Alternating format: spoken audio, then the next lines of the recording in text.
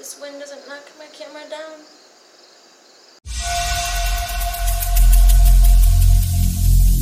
Every single day, I'm gonna make something great. That's my way. Every single day, I'm gonna make something great.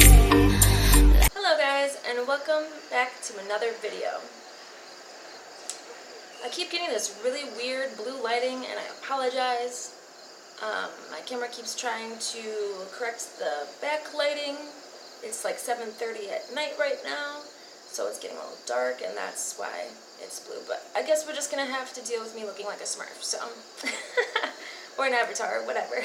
So this video, as the title suggests,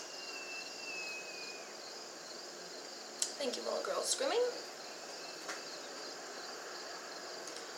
Just so you guys know, I may be looking down a lot because I have my little handy dandy notebook here with all the little tips and things that I wanted to say.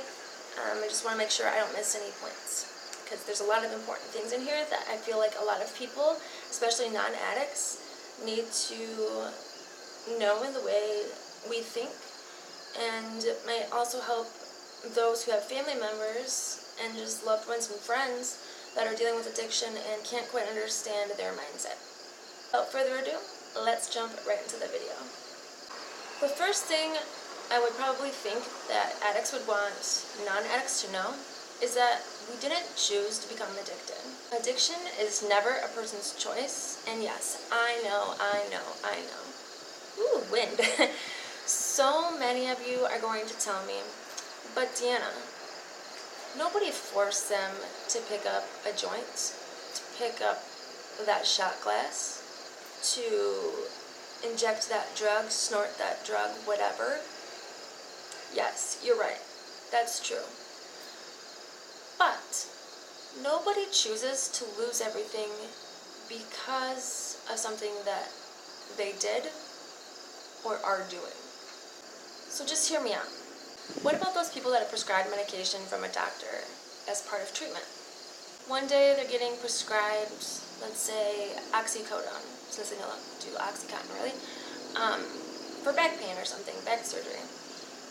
You know, they're taking their pills as prescribed, and then eventually, you know, they're taking it over this long period of time, and that recommended dose, or prescribed dose rather, isn't having the same effect as it once did. So they take another one, and then another one, and then another one. This is over a period of time, obviously. Next thing they know, they need that drug, that prescription, in order to function, in order to feel normal. And then before too long, this person has formed a habit. They start craving higher dosages and using more frequently, like I said. Plus, medicine prescriptions don't last forever. Eventually your script is going to run out and you won't be able to keep filling it. So eventually they're going to go run to a more potent and cheaper drug. The second thing I think addicts would want non-addicts to know, not to bring up our past while we're currently working on our future. I mean, think about it. It takes so much strength and so much courage for an addict to ask for help. Dwelling on the past and bringing up past mistakes will only make an addict feel even more insecure and destroy that small amount of pride or positive mindset that they've been working towards. And plus, that might be the only glimmer of hope that they've been holding on to. And you bringing up all these past demons is only going to destroy that small glimmer of hope that they thought they had. So in this case, the best thing I can say is just to be supportive. Have an open mind.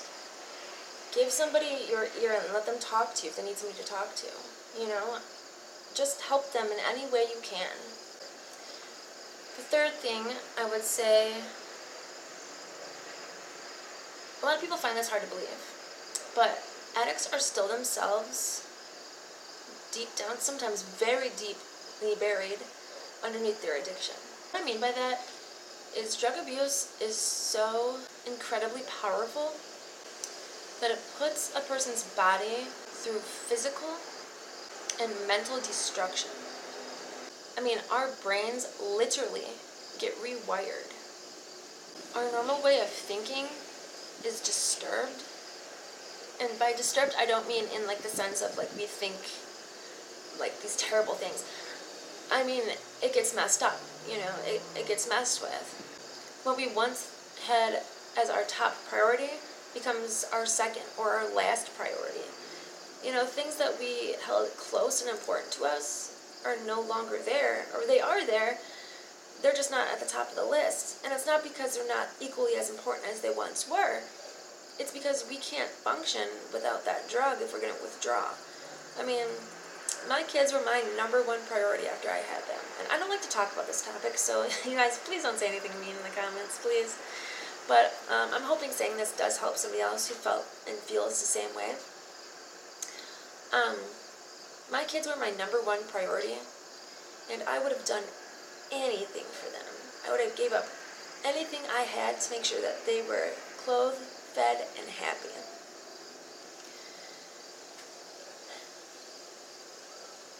This is still hard for me to admit, but drugs took that spot from them.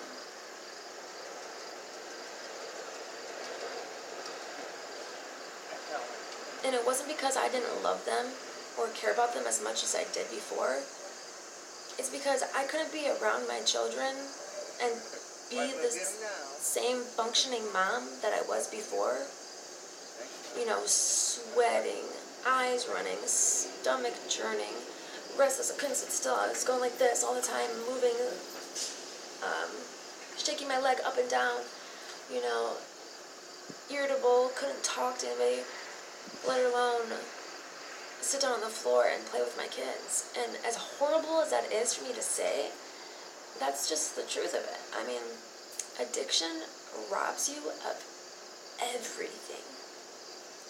And I just want you guys to know, the person that you've always known and loved, they were or are still there.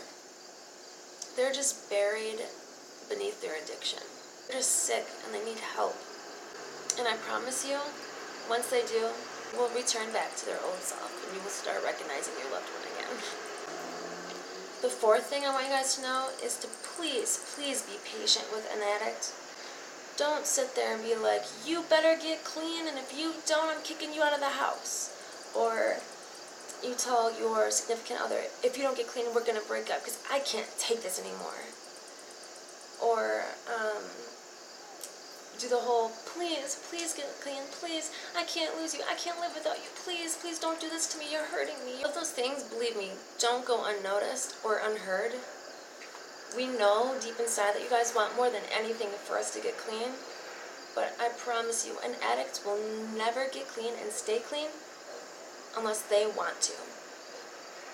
You can't force anybody to get clean if they don't want to.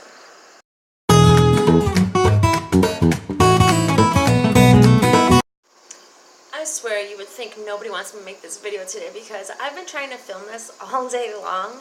Loud winds in my way, garbage trucks, motorcycles, people are outside screaming, little kids are outside screaming, people keep slamming the doors downstairs. It's just crazy. It's like I can't, for the life of me, get good lighting or good audio for just 5 minutes. That's all I need. It's like 5 minutes of quiet, and I'm sorry, I just can't get it. But I'm trying so hard to get these videos out for you guys. I have so many I want to create for you guys. So I'm done with my interjection. Let's get back to the fifth, last, but certainly not least, thing that I personally think that non-addicts should know about addicts. So we all know addiction can be fatal, right? I mean, there's two options in this world. You can either use and go to prison, or you can get clean, right? Those are really your only options. But something a lot of non-addicts don't realize is that withdrawal in itself certainly can be fatal. So, I mean, obviously if you quit drugs, withdrawal is a very true thing and very real thing that happens. I mean, your body becomes literally physically dependent on a drug. It's almost as if your brain gets lazy because you're constantly feeding it this chemical of dopamine, serotonin, endorphins, all sorts of good things, right? And those are all chemicals that come off of the hypothalamus in your brain, which is the pleasure center of your brain. And when I did my drug, so with me, when, I gave my body that chemical manually instead of it doing it, on its own. So instead of it running on autopilot like usual, I was like, no, it's okay, I'll do it for you. So then my body was like, oh, okay, well, I'll just sit here and relax and you do it for me. Well, when I stopped, my body was like, whoa, what are you doing? I don't know how to do this on my own anymore. And so my body freaked out, and essentially that's what withdrawal is. I mean, obviously, all detoxes are uncomfortable.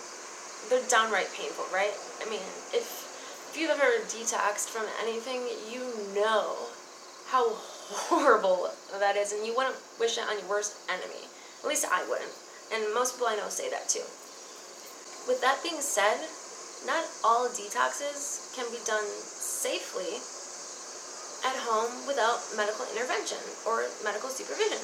Now, that's not to say that things like heroin or, anything else is something you have to do with medical supervision. Of course, it's preferred because nobody wants to go through that pain, right? That's why people get Suboxone, Subutex, Methadone. I hear people are now going on that new thing, Kratom. I mean, there's so many different things, homeopathic and everything, right? So, sure, you can go that route. If you are withdrawing from either alcohol or benzos, it is absolutely crucial, okay? Listen to me when I say that. Absolutely crucial that you seek medical intervention immediately, because withdrawal from alcohol and benzodiazepines are extremely dangerous and can be fatal. Let me say that again. Withdrawing from drugs like alcohol or benzodiazepine, like Xanax for example, can be fatal. Withdrawing from alcohol or benzos is not something that should be taken lightly, as it can be very life-threatening, as I've mentioned already like 3 times. I'm sorry, I don't mean to laugh. It's not a light subject, and it's something that should be taken very seriously and with caution. Most times a medical detox is necessary, and that's when they will put you on medications like methadone, Suboxone, Subutex, or whatever they feel that you need. So guys, that was the 5 things that I think that non-addicts should know about addicts and addiction. There's been such a huge communication barrier between addicts and non-addicts, and I feel like a video like this needed to be made. I haven't been able to find one through all of YouTube, so I just wanted to create something like this for the people that can't get through to their loved one or their friends, and they're so frustrated, and they're like, why can't I understand where they're coming from? I mean, I've had the flu, right? Why is it that I can power through the flu or any illness I've ever had, but they can't power through 3 days of sickness, a week of sickness? That's not that bad.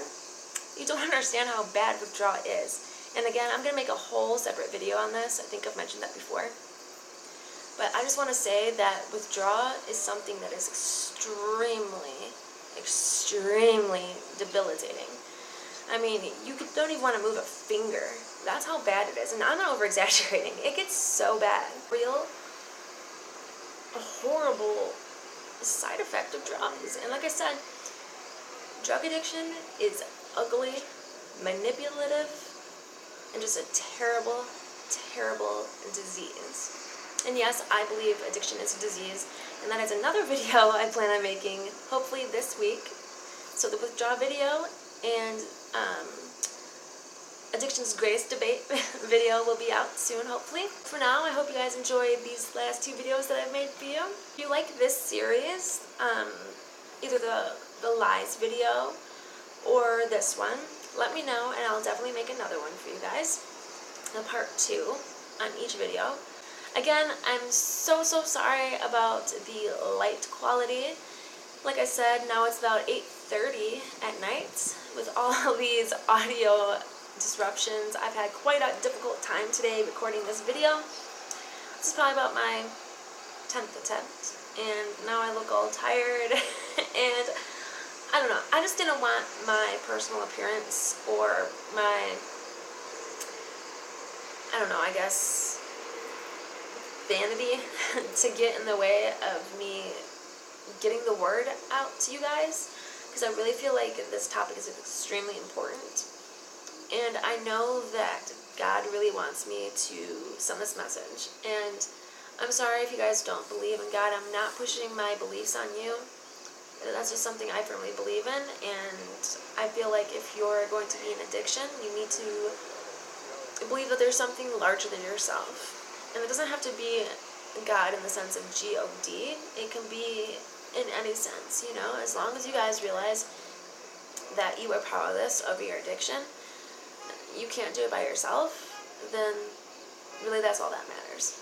So anyway, I hope you guys have a great night. I hope you guys enjoyed this video. If you did, please give it a thumbs up. Again, don't forget to ding that notification bell so you know every time I post a video. Also subscribe. Thank you guys for watching this video, and I hope to see you guys in my next video.